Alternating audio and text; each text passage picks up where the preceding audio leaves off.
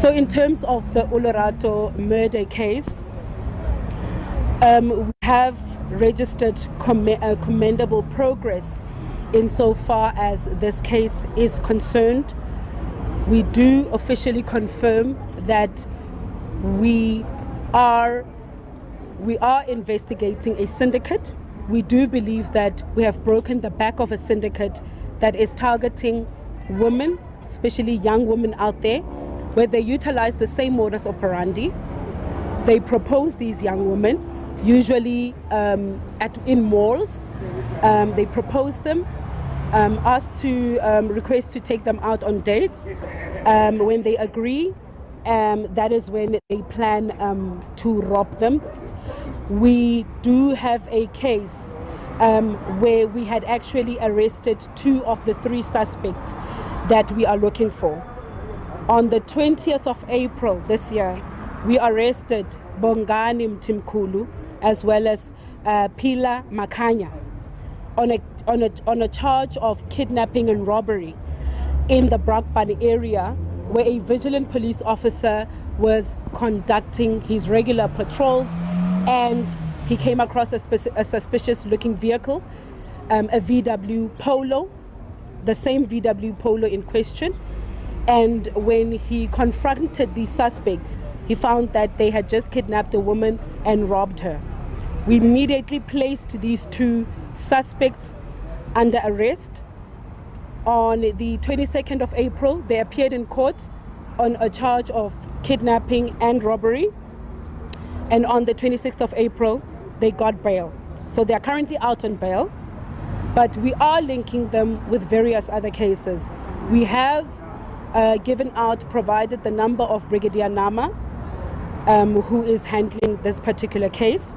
And since issuing this number, hundreds of ladies are calling, a lot of women are calling and giving out information on how they met particularly Bongani Mtimkulu and Pila Makanya on several occasions. And what they're relaying to us is that they are utilizing the same modus operandi.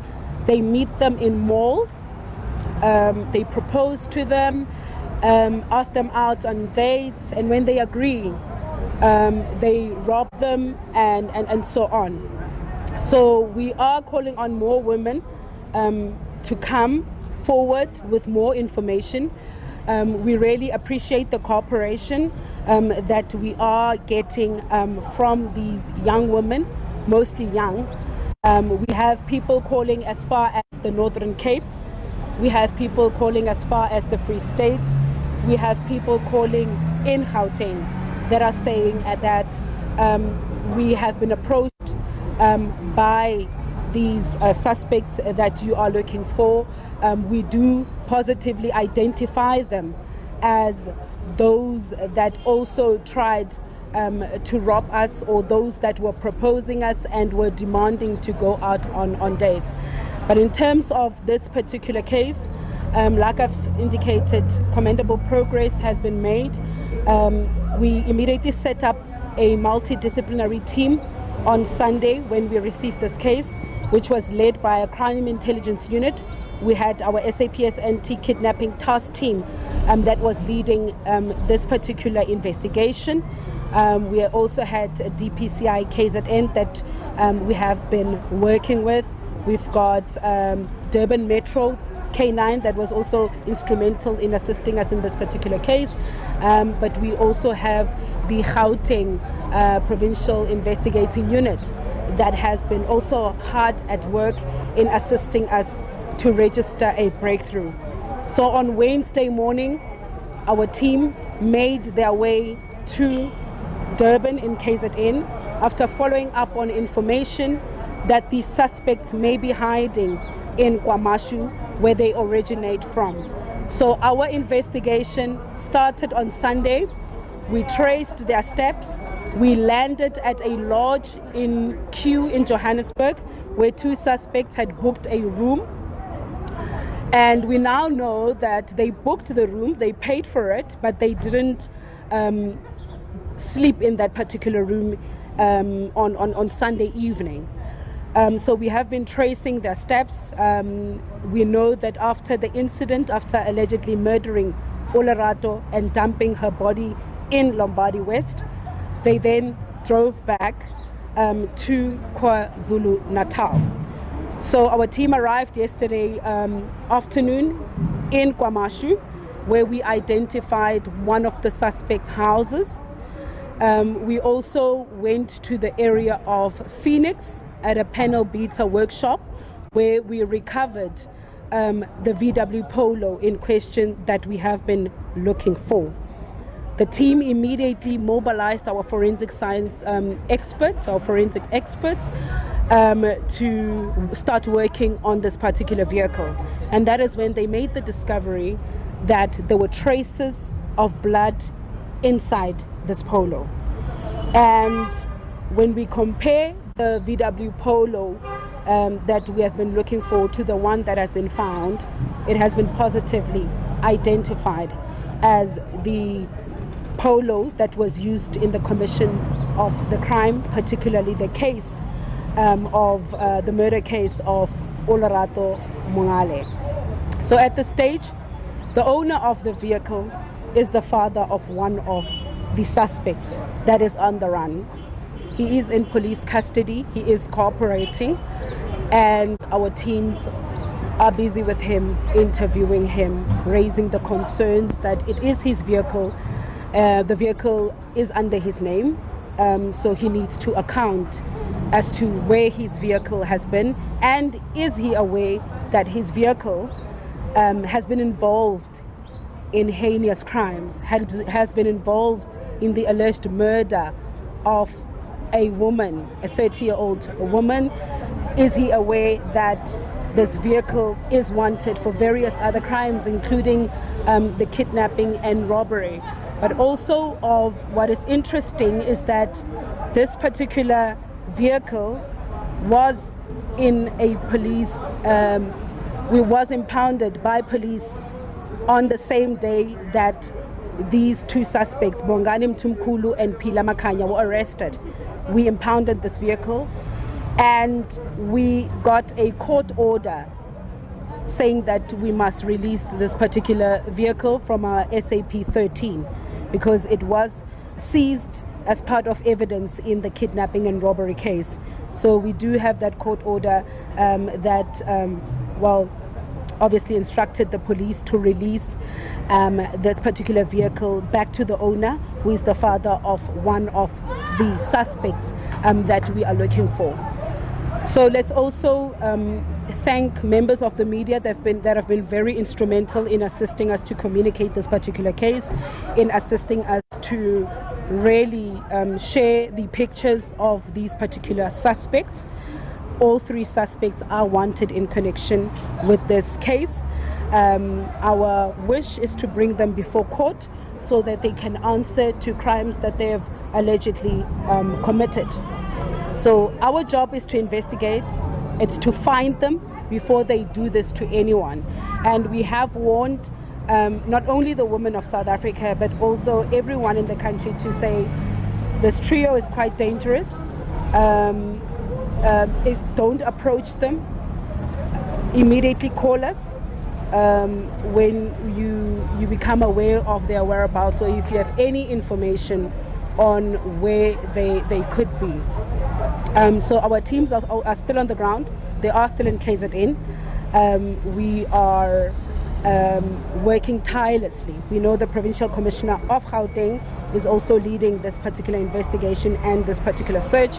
We've also roped in the Provincial Commissioner of KwaZulu-Natal, Lieutenant General Nhlanhla Mkhwanazi, to also assist in tracing these suspects, where we do believe they are still somewhere in KZN. We are requesting the people of South Africa, do not harbor these dangerous criminals. We need to bring them to book. We need them to answer to crimes that they've allegedly committed. We are requesting you to stand up against gender-based violence and femicide. We need to put a stop to the senseless killings of women, children and vulnerable groups in this country, and we are therefore requesting your cooperation, your assistance in this particular case. We are also saying to Fezile Ngubane, Bongani Timkulu, as well as Philamakhanya, do surrender at your nearest police station. You are aware of the crimes that you have committed. Do surrender and hand yourselves over. We are searching for you. We do believe that you can assist us in all these cases that are being reported to the police, that are being reported to Brigadier Nama. So if I can just repeat the number for Brigadier Nama, who is leading this particular investigation. His number is 082 778 9035. Anyone who has fallen victim to the syndicate that is targeting women, do come forward. If anyone has information on their whereabouts, please do come forward and assist police investigations. But we want to assure the people of this country that we have placed maximum resources into this case, into finding these three suspects. And in a matter of no time, we've got full faith and confidence in the teams that are on the ground actively searching for these suspects. But we also require your assistance, the people of South Africa, to help us put a stop to what has happened. And it looks like a robbery spree or kidnapping spree that they've been involved in, targeting women only in malls, proposing them, same modus operandi utilized.